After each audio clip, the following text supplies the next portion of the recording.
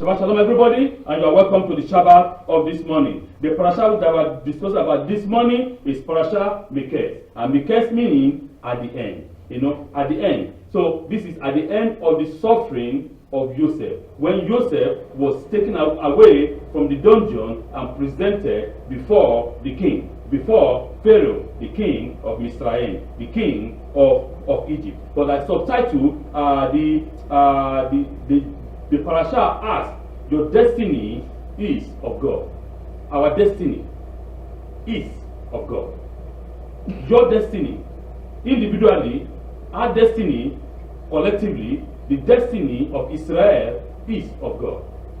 That nobody, no man, no human, no principality, no power that can change your destiny. Because your destiny is directly from God himself. So, and we can see in the life of Joseph that there is all kinds of circumstances, a lot of trials and temptation and tribulation that want to change his destiny, even though from the internal force. Remember, when I use the word internal force, I mean his own family, his own brothers that say, this your dream that you dream will never come to pass. We will do everything possible to destroy this dream. Right? Remember, there's always a saying that the internal enemy is the most deadly enemy. It is not the external enemy. No. Why? Because the external enemy has no idea who you are. It doesn't understand who you are as a person. It doesn't know. It doesn't know when you rise, when you sleep, what you eat, what you like, what you dislike. It doesn't know that. But the person that knows all those things are the one that knows you very well. The one that sleep with you, wake up with you, eat with you, sit with you. Those are the people that are more deadly than the one outside. Don't be afraid of the one outside. No, because he knows nothing about you. The one that you should be very, very careful about is the one that is by your side. So that is what we're going to discuss and see this morning. Because that Joseph, even with all the power, with all the try, with everything that they try to make sure that the dream does not come to pass, because his destiny is of God, God fulfilled the destiny of Joseph.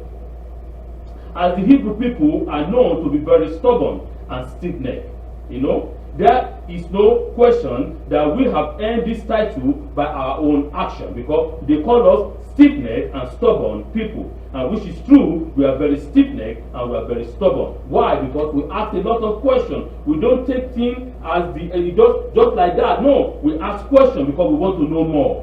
When it comes to following rules, we feel those rules were established for everyone else, but not for us. When there is a rule, a regulation, a common law, the Hebrew people will say, good, fantastic, that law is for you, not for me. Right? That is how we behave. That is how we do things. It is ironic that Israel, of all people, who have 613 biblical commandments, hundreds of rabbinic laws, tens of enacted and thousands of custom and tradition, things that common laws doesn't apply to them. This common law is not for me, it is for you. Let me share an example of this attitude that we, the Hebrew people, have towards common laws. For example, there is an anecdote that we normally say at this time of the year, during the time of Hanukkah. And the anecdote goes like this. A plane full of passengers has just touched down on the runway at Ben Gurion International Airport in Israel. The pilot announces, those of you who are still in your seat have a very Merry Christmas. And those of you who are already standing in the aisles have a very happy Hanukkah. The rules on every plane coming in for landing and then approaching its assigned gate is that no one is to do what is to unbuckle their belt. You have to sit until the plane comes to the final end. When the pilot will now press the button and the seat and the light for the seat belt will say, okay, you are now okay to remove your belt. But my people will do the opposite. The plane just land like this, it's still moving on the wrong way. Everybody, but why some people are resting, waiting. you see, the attitude of our people, the attitude of the Hebrew people towards common law is astonishing. They seem never to respect the common law, because they tell you those laws are for them, not for me. Because me, I have a lot of law that I have to do what I have to obey. So, but one thing is this: I want you to keep that anecdote in your head. Keep it in your mind, because I'm going to come back to that anecdote later. It was the action of others that brought about the event in Joseph's life that would shape his destiny. Joseph seems to have no control over his tomorrow, which is true. He just moved from one place to the other. As the common saying in the world we say, he moved from fry pan to fire. He's moved from the worst to the worst. You see, every time, right?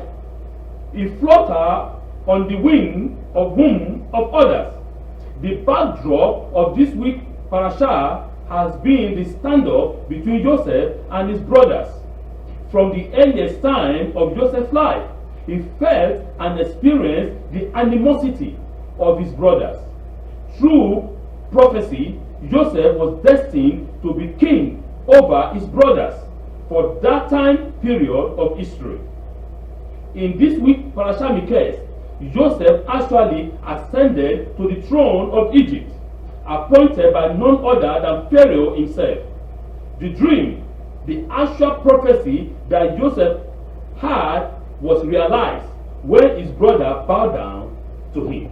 Remember, they said, this guy will never survive. This Joseph, we will never bow down to. Are you saying that we are going to bow down to you? Who are you? We are older than you. We are more experienced than you. We are more handsome than you. We are everything is about we, right? But Joseph was seeing something different, while his brother had seen something completely different. You see, they have the idea that who is this guy, this youngest of our brother, to be our ruler? You can never, we will do everything possible never to make sure that your dream will never ever be realized. But I said, remember, the destiny of Joseph is of God. God has already ordained it that way, that he will surely rule over them. They might trouble you, they might do anything against you, but you will surely rule over them. That is a saying among my people. The saying among my people in Ethiopia, we always say that the head that will wear the crown will surely wear the crown. The head that will wear the crown will surely wear the crown. Nothing you can do about it. Nothing. You might trouble him. You might suffer him. He might go from fry pan to fire.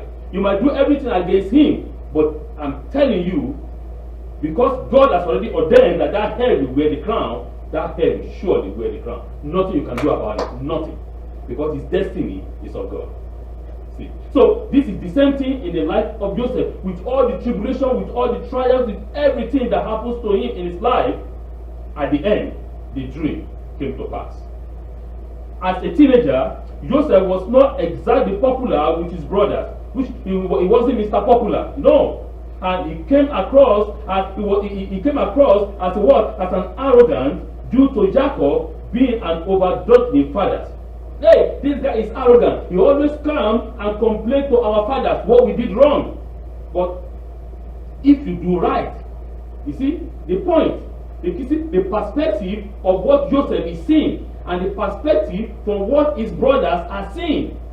His brothers seeing that this as if Joseph was a talkative, as if Joseph always come to complain about them to their fathers. That Joseph always come and tell their father bad things about them. But the question now is, if you do good things, Joseph will report everything that he sees to his father, the good things. So why do you do bad things and you complain that your brother is reporting to your father the bad things that you do?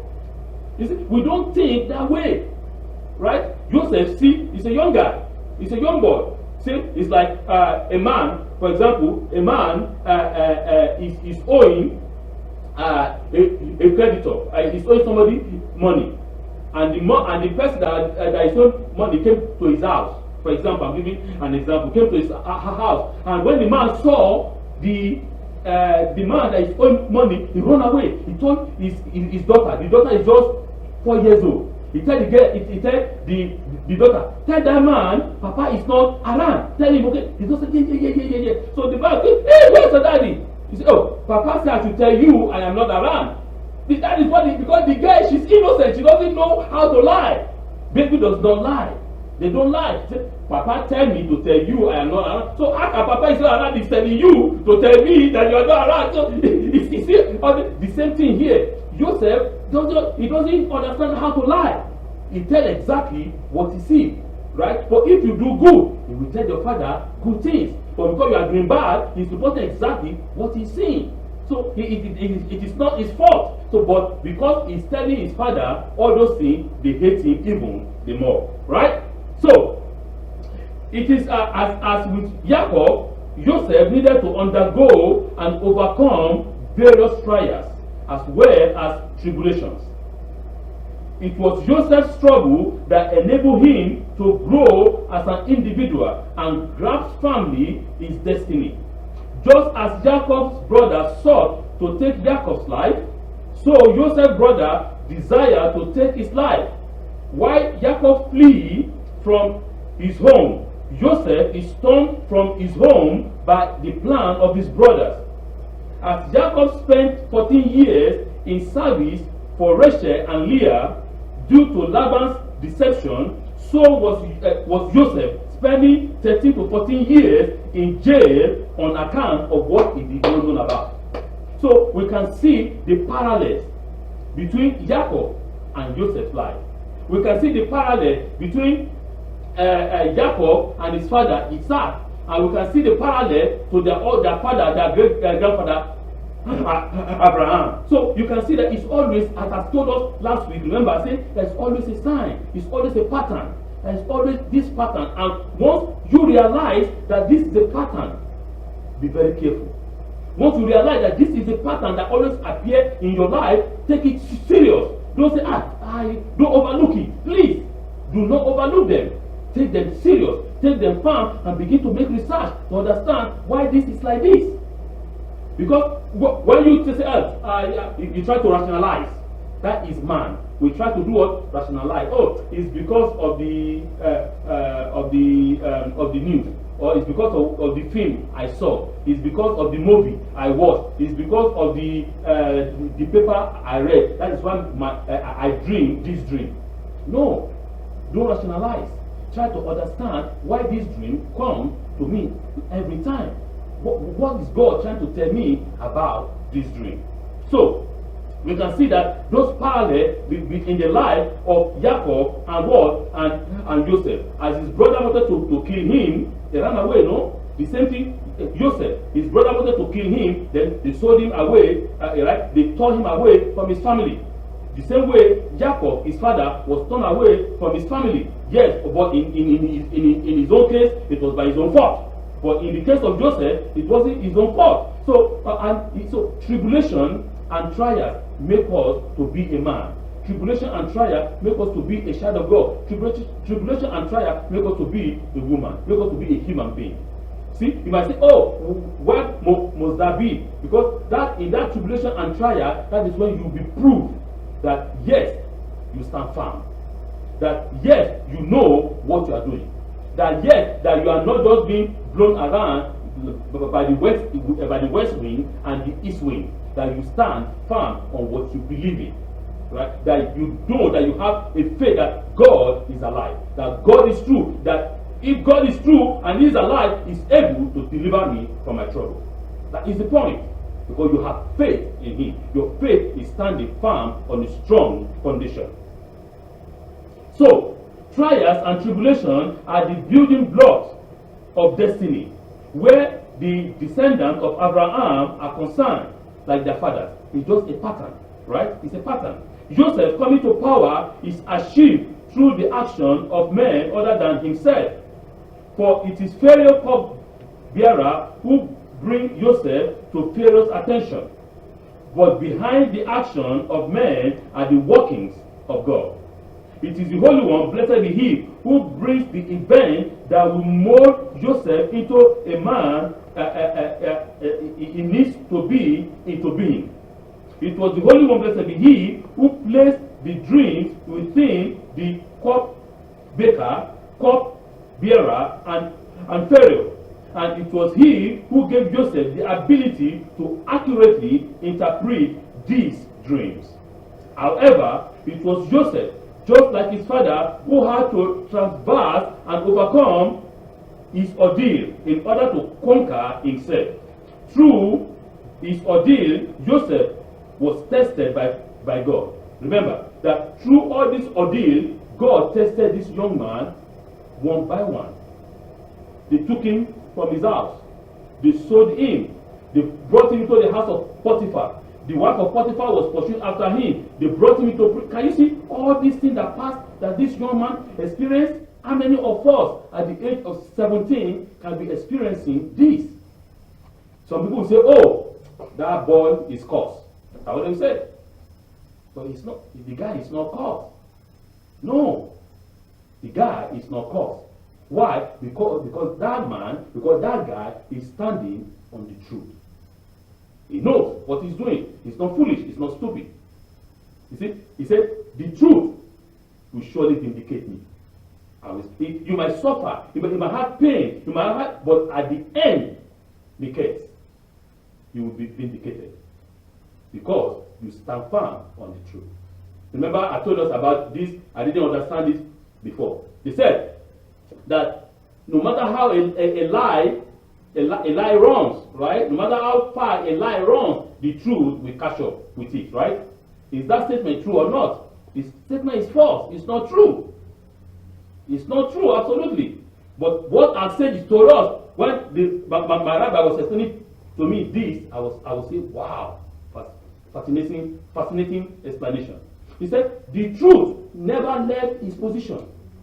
The truth is always standing firm. It's not going anywhere. It is like that run and run and run. When it run, it still come and meet the truth where the truth is. The truth never go nowhere. It's standing firm because that is the truth. It's not going. It is like that run. Then at the end, the truth is still down there to vindicate that I am the truth. See, this is what the Holy One, blessed be He, is teaching us. Joseph understood this principle at the age of 17. Can you imagine that? It is like most of us are understanding it at the age of 50, right? But a young man understood that principle at the age of 17. Can you see the level of his mind? That is what I'm trying to say. This young man is understanding of a 200 years old. While his brother that are 200 years old, for example, much older than him, in their 50s, in their 70s, in their 80s, their mind is at the mind of a chicken. Their understanding is the understanding of a baby. But the young boy having this immense understanding at this age, right? So he understood that principle very well. That yes, I might be tested, I might be tried, but I will stand on the truth to bring to pass this thing I want us to understand, and I want to repeat again. Who had to transverse and overcome his ordeal in order to conquer himself. You can never win nothing without you winning yourself first. Okay? We need to understand that.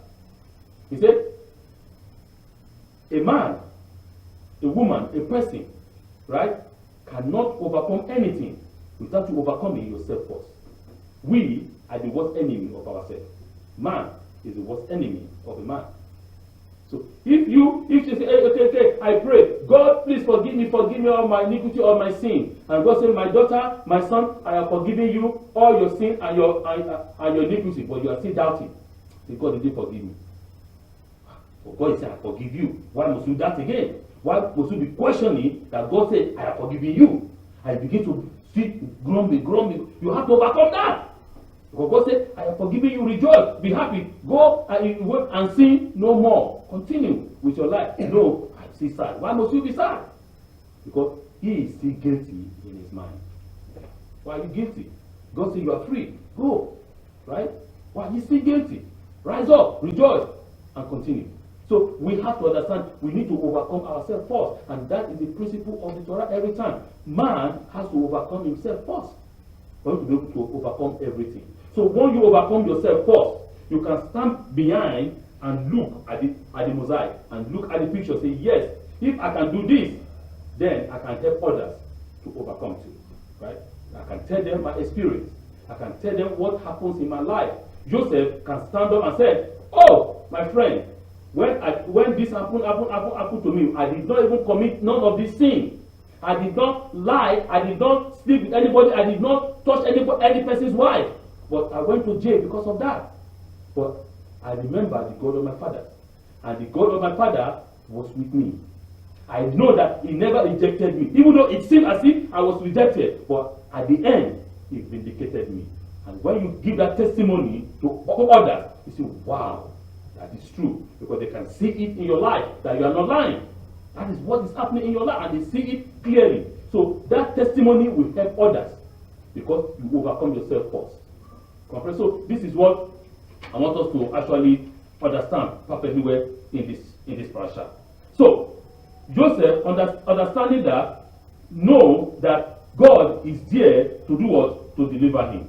Even though there were times that Joseph felt abandoned, which is normal, and alone during his long years in prison. It's normal as a human being. We feel like that, say, oh God, why didn't you hear me? Even though Yeshua HaMashiach said the same thing, right? When he was on the cross. Remember that? He said, my Lord, why have you abandoned me? What is going on here? He said, because he is putting on, at that moment, the flesh is speaking. Right? The flesh is speaking. He knows perfectly well that this is just a temporary time. But because he is still pushing up, because the flesh is still active in his body, it relates exactly to us as a human being. Because that is how we are going to feel as a human being. That God, I did this right, I did this right, I did that right. Why is this happening to me? Why me? But God is testing you, seeing if you are going to abandon him or if you are going to continue in the way.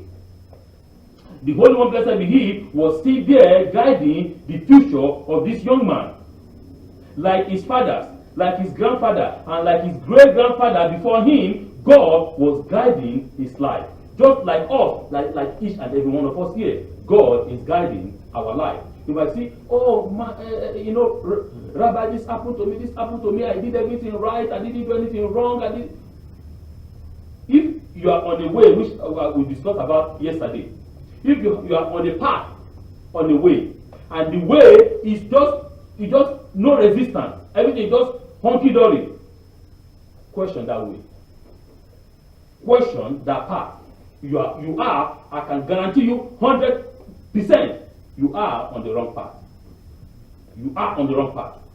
But if you are on the path and there is a resistance, there is a force that is resisting you to move, yes, you are on the right path. Continue. Don't stop. That is the right path. Because you must have tribulation.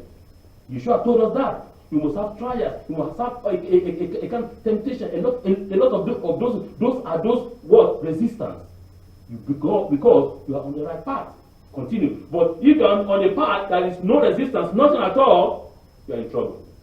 So Yeshua gave us the understanding again. Say there is a path that is wide and open, and millions are going there, and the end is destruction. Because no resistance, everything just flowing directly. Right? That is the idea. We need to understand what Yeshua is giving everybody, like the same thing. That is what the Torah said. Right? Because he gave us the Torah himself. And he's simplifying the Torah, telling us individually, this is what I want you to understand. So Joseph knows perfectly well, like his father, like his grandfather, like his great-grandfather, that moved on the same path, and there was resistance, and they conquered and they overcame. So therefore, he also wants to conquer and overcome. Joseph had to pass through his darkness in order to grow and enable before he could enter the light and bring his destiny into fruition. There is a saying that after the tunnel, there is light. Right? The same thing here. So when we pass through that darkness, sometimes it's very painful, it's tough, it's hard. But we have a hope that there is light at the end of the tunnel. The eternal light, the power, the strength. Because at that time, right, I overcome. right? You are proud of your God and of your own action, right? That I did not fall by the roadside, but I stand firm because I believe that this is true. So at the end of the tunnel, there is always light. I don't want any of us to be discouraged. Don't be discouraged. Stand firm, because at the end, you will surely praise God. At the end, you will surely rejoice. At the end, you will surely bless the name of the Lord. The brothers, to the very end, could not accept the fact that they were wrong. Even as Joseph, prior to revealing his identity to his brother, tried to extract an apology from them. They never showed true regret or remorse for having sold him. They thought they were very right. Yet, despite their logic, they were very, very, very wrong. They lacked the vision and ability to see the entire picture, the entire mosaic that the Holy One, blessed be He, has painted. Therefore, they continue in their attempt to rebel against Joseph, not knowing that they are rebelling against God. For it is God that painted the mosaic, not a man. The destiny of Joseph was done by God, not a man. And they want to rebel against Joseph, thinking we are rebelling against our brother, not knowing they are rebelling against the Holy One, blessed be He, who has painted that destiny. Therefore, they continue in their attempt to rebel against Joseph. Whether they know it or not, there's a problem. Because in the book of Bereshit, in Genesis chapter 42, verse 10 and 11, it said, they said to him, "No, my Lord, your servant have come to buy food. We are the son of one man. We are truthful. Your servant have never been a spy."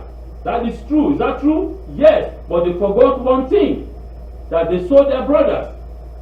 They said the truth, but half truth, not the full truth. And that is where man always falls, right?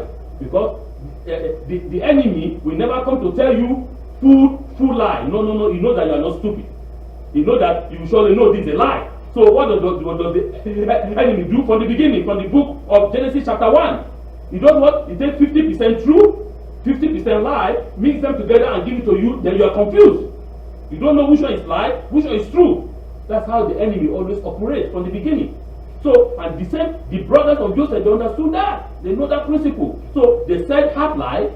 They didn't say the whole half true. They didn't say the whole truth. They keep 50% true in their pocket because they are guilty. They know that. They say, "Oh, we are the son of one man," which is true. And we are not a spy. Okay, that is true. We just came to come and buy food. Well, that is true. But what if we sold our brother? No. We can, keep your mouth shut. Don't say that.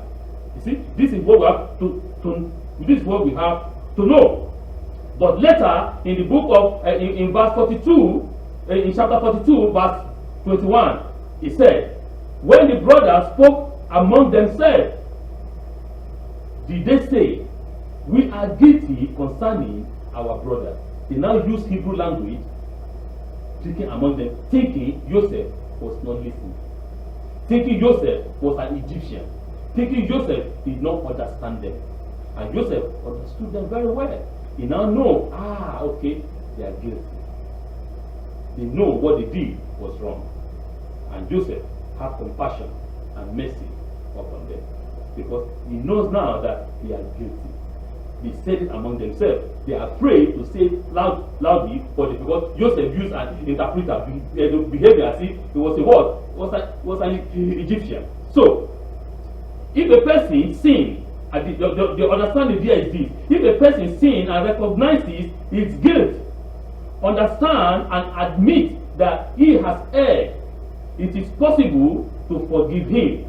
On the other hand, if he thinks he is right and remains steadfast in his conviction and his rebelliousness, then there is no atonement for that person. That's what our sage said, and that's what it said in the Talmud. No matter, there is no amount of animal sacrifice that will save that man, because he said, "I am right," even though when he's wrong. You see, he remained in his sin. He remained in his rebelliousness, thinking that nothing. I am the best. I am the. But you are wrong, my friend. Admit that you are wrong. Admit your guilt. Admit you're wrong, and God will forgive you. But if we are proud, our chest is like this, and we are pompous, right? And we don't want to admit our sin before our Creator. How can we be forgiven? See, a proud man, before a man falls, the fourth sign is proud. It's pride. He becomes proud. It's pride. Hey, I am the king. There is no one beside me. I am the only one. Watch out. In a very low time, that man will fall because he's proud. So, this is what I want us to also see. So, coming back to my to the joke, to the anecdote that I said. So, a similar theme run between Miketz and Shabbat Hanukkah. We are doing Shabbat. We are in Shabbat Hanukkah, right? So, in Parashat Miketz, it's always read on Shabbat Hanukkah. The rabbis of the blessed memory go out of their way to mention that barely 100 years after the story of Hanukkah, there were no descendants of the Hashmonean left. This was due to the fact that the Hashmonean were Kohanim, and in addition to taking on the priestly role, they also assumed the kingship. This was a serious mistake, as they had no business or authority to do so. They are these men that won the Assyrian-Greek war. These are Kohanim. They are descendants of who? Of Aaron, the Kohen Gadol. You have no business with the kingship. No, you have no business with the kingship. Your job is to make sure that the people follow the Torah. Your job is to make sure that you are the teacher of Israel. That is it, not the kingship. The kingship belongs to who? Belongs to the descendant of David Hamelech. They conquer and they become proud. Yes, the power is in my hand. I have power. And man is only the being, the creature in the universe that is very proud of power. He likes power. Oh, man likes power to the end. We want to operate in power, that I can oppress people, I can do this, I can do that, that nobody like me will like that. It's in our genetic code, right? Because we are the youngest of all creation, we want to be the what? We want to be the oldest. When you see a child, the youngest child of a family, when you have like 5, 6, 7, 8 kids, the youngest child is always the most rebellious. Because why? Because he wants to grow fast than the rest. The same thing like a man. Because we're the youngest, we want to do what? We want to be like the eldest. We like power. So, these men that conquered this, that won this battle, their job was to teach Israel the commandment, the law, the statutes of God. They have nothing to do with the kingship. But they took the kingship, they took the priesthood, combined it, fused them together, and they said everything belongs to us. And at the end, they pay for the consequence. Because the Torah has explicitly differentiate the two, split them apart. So why do you want to do that if you know the Torah very well? Why? Because we are proud. We need power. So Israel are people, the Hebrew people are always like that. They don't want to follow the common law, the common sense, the common law. The common law is for everybody, not for me, not for us. That is how we behave. Now, you know what? I have the law of the Torah to think about. I have the 613 laws to think about. I have all the traditions, thousands of them. The one that is written, the one that is not written, the one I know, the one I don't know. I have all those things to think about. Why should I come and think about this common law that this government is giving me? Again, how many laws am I going to put in my head? But it is, remember, the Torah said the government is of God. God put the government. So we, as a child of God, has to obey the rules and the regulations of the government. Because they put it there for something, for a purpose. So you cannot say, oh, I obey the Torah and this one I won't obey. No, I understand there are some laws in the government that doesn't make sense. If the law of the government does not follow and it's not in line with the law of the Torah, I won't do it. I will do the one that the Torah that's in line with my faith. I will do that. So this is what I want us to understand in this. The lesson of the Hanukkah and the story of Joseph and his brother teach us a lesson, we must accept the rules and the laws of the Torah with a complete picture. Too often, people feel they are authorities in every area, that they can decide and independently interpret what the halakha and the law should be, and that there is no reason or need to accept or obey laws or rules instituted by the authority. No, we can't do that. Right? We need to understand that the laws that the authority enacted has a purpose. So we have to we don't have to say, oh, you know what, I do this, I don't do this, because that is what we do in the Torah, right? Most of our people say, okay, God said this is the law of the Torah. I say, no, okay. You know, God, I understand what you said. I'm going to do the one that favor me. The one that doesn't favor me, I don't do. How can it work like that? It can work like that. You have to do the entire laws of the Torah.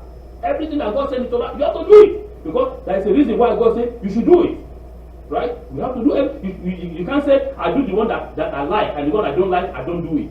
No, it doesn't work that way. You have to do, even though you don't like it, you have to still do it.